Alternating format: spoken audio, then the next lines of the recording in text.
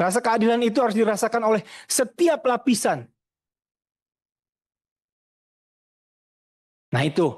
Jadi saya berharap Pak, saya nggak sedang marah Pak ya, saya cuman ini aja. Dan juga tidak sedang acting, ini beneran. Primus.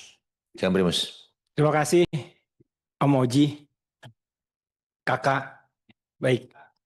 Bismillahirrahmanirrahim. Assalamualaikum warahmatullahi wabarakatuh. Bapak Ibu yang saya hormati, saya sedikit saja, tapi juga saya sependapat dengan kawan-kawan, khususnya berbicara tentang LPDP, ya. Karena kalau bicara anggaran yang 32 triliun yang disampaikan Pak Heru itu, saya kadang-kadang ketawa Pak dalam hati. Bapak yang menentukan anggaran kan, maksudnya yang mengatur fiskal kan Anda-Anda juga gitu loh. Nah harusnya ditambahkan menurut undang-undang, gitu. Karena memang mekanismenya seperti itu. Jadi terkesan tuh tadi cuman ngasih tahu aja, nggak butuh persetujuan, ya kan? Jadi kita harus memulai lagi, ya. Ini langkah yang strategis, ya. Kita harus saling percaya. Semoga bisa lebih ke depan, hubungannya bisa jauh lebih baik, betul Pak. Baik, yang lainnya tentu saya tidak berbicara karena khusus saya memang lihat emang udah ngincer Pak Darto nih saya sebenarnya. Jadi bahan inceran ya, gitu. Udah gitu main kecil lagi. Mungkin karena kalian main kecil jadinya itu ada berani, gitu lah. Oh gitu, karena dipercaya, gitu kan. Baik, jadi begini. eh Apa yang dikatakan tadi Haji Charles itu dan Gus Imron itu, saya sependapat. Saya yakin juga yang hadir di sini termasuk semuanya sependapat. Ini masalah trust yang dibangun. Dan ini sudah berlangsung bertahun-tahun. Apakah LPDP butuh inovasi baru? Saya rasa ya, mekanismenya. Nah ini harus kita buat Pak, terobosannya.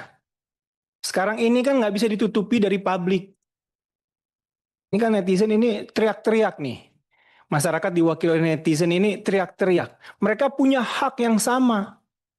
Tetapi tidak bisa mengakses. Jadi saya tidak berbicara soal timur lagi. Tetapi faktanya memang daerah timur itu lebih tertinggal. Jadi kalau misalnya yang 3,93 itu diberikan kepada timur semua, saya setuju.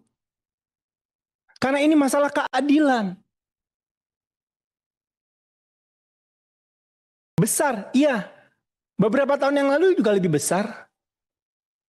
Saya pernah 4 lebih, kalau tidak salah Pak Heru ya, atau 6 kalau tidak salah, 2-3 tahun yang lalu, seperti itu. Dan ini, Pak, kalau ini ada hubungannya Pak, dengan keputusan MK juga. Penerimaan beasiswa, penerimaan anggaran pendidikan itu swasta juga. Artinya nanti ke depan ini efek dominonya adalah seluruh masyarakat, lapisan masyarakat ini berhak. Bahkan bukan tidak mungkin adalah nanti orang yang mau kuliah lewat LPDP saja. Tidak harus berprestasi, tidak harus tidak mampu. Kan itu beasiswa tuh. Pertama, satu harus berprestasi. Kedua, tidak mampu. Tapi kalau saya boleh tekankan yang tidak mampu dulu Pak. Kadang-kadang yang berprestasi itu belum tentu tidak mampu. Karena di Indonesia itu yang berprestasi itu orang tuanya di atas rata-rata punya kemampuan secara finansial. Nah ini harus dipilah Pak. Nah,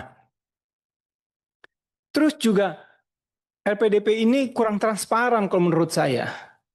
Ini kan cuma yang dilaporkan kepada publik itu setiap tahunnya cuma agregat saja yang diterimanya saja.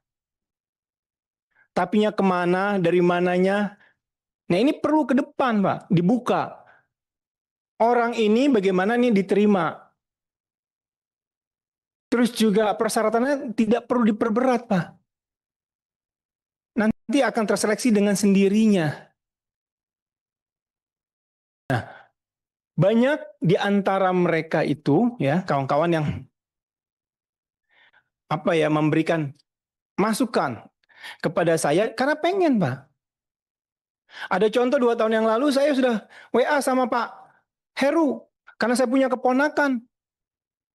Pintar, Pak, dapat beasiswa hukum di Leiden. Ini nggak abal-abal, Pak. Tapi dia anak yatim. Saya mau bantu, kurang juga. Besar, Pak, kebutuhannya. Tapi diambil perusahaan sana, Pak. Dengan perjanjian nanti jadi warga negara sana. Dia terima, Pak. Walaupun dia dengan nangis-nangis kayak begitu. Ini fakta, Pak. Itu saya, Pak. Anggota Komisi 11. Kalau punya privilege, ternyata tidak mempan juga ke Pak Heru. Apalagi rakyat Indonesia yang lain. Apalagi yang demo-demo kayak begitu. Nggak, mau dia S2, nggak mungkin bisa dapat. Kecuali punya akses. Nah, akses ini, Pak, yang harus transparan. Maksud saya. Semuanya harus terbuka. Kita buka-bukaan saja. Dan sekedar informasi, saya tidak punya sosmed, jadi habis ini pakai buzzer diserang saya masih tetap tidur nyenyak. Karena saya nggak membaca. Itu. Kadang-kadang kan setiap lembaga instalasi punya pendukungnya, habis ini komentar kalau jadi sesuatu, tapi saya rasa itu sudahlah, tinggalkan. Bapak, Ibu, kita ada di jabatan ini bukan karena kepandaian kita, Pak.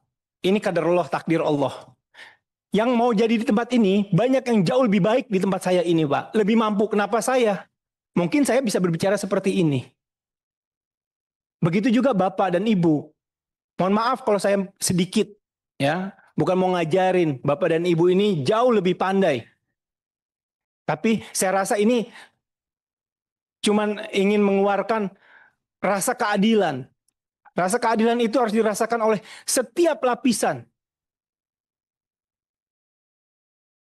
Nah itu. Jadi saya berharap, Pak, saya nggak sedang marah, Pak, ya. Saya cuman ini aja. Dan juga tidak sedang acting, ini beneran. Ya, jadi jangan-jangan ini. Dan ini kan karena Pak Darto kecil, Pak. Jadi agak berani saya.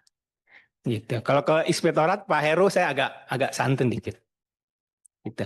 Dan terakhir, Stan, ya. Siapa di sini kawan-kawan dari Kemenq lulusan Stan? Saya rasa banyak, Pak, ya. Dan berkarir, apalagi BPK. Hampir. Nah, ketua komisi juga alumni STAN. Pak Darto juga. Apakah waktu itu tinggalnya di mana, Pak? Di PJMI kan, Pak? Ngekos. Kenapa saya ketawa? Itu fakta, ya. Iya, karena mereka mantan di sana. Saya tahu itu. Sekarang setelah COVID, ini aspirasi dari masyarakat sana. Saya penting rasanya. Itu bukan daerah pemilihan saya, Pak Ozi, kakak. Tapi ya, saya ke sana sholat, saya ditegur sama RW-nya. Mantan STAN ternyata. Gitu loh. Bukan mantan STAN. Dia punya rumah kos-kosannya untuk orang STAN. PJMI itu, Pak, itu terkenal ya. Tempat lesnya anak-anak Bintaro dan Cilduk. Ini kalau ada Pak Mekeng, anaknya aja les di situ, Pak. Jadi kalau mereka setiap yang belajar di sana, kalau weekend libur, dia tetap di sana yang dari daerah, itu buka les. Bahkan sorenya, malamnya buka les. Jadi ilmu yang dia dapat, langsung dia terapkan. Bahkan tidak hanya matematika, Pak. Bahasa Inggris pun lesnya di situ. Nah sekarang tidak ada itu. Innalillahi wa inna ilaihi roji'un. Ditutup. Dan masyarakat yang berinvestasi itu, dia bikin kos-kosan itu, gulung tikar. Ada yang masuk rumah sakit. Kenapa? Karena STAN bangun asrama. Bagaimana ekonomi ini bisa bergulir, Pak? Mata rantainya dipotong. Jadi saya rasa ya, Pak Heru ya, ini kawan-kawan nih mantan STAN, harus ada kunjungan nih, kunjungan spesifik ke PJMI. Lihat, apakah ada Bapak, ada Pak, namanya Pak Rio. Itu kena stroke, Pak. Waktu dia pikir karena demand-nya tinggi ya terhadap calon mahasiswa STAN ini, dia bangun 5 lantai nih. Karena kapan lagi pas COVID, ini waktu yang tepat nih, nggak ada orang, dia bangun nih. Dia pinjem bank, Ternyata tidak ada, kosong.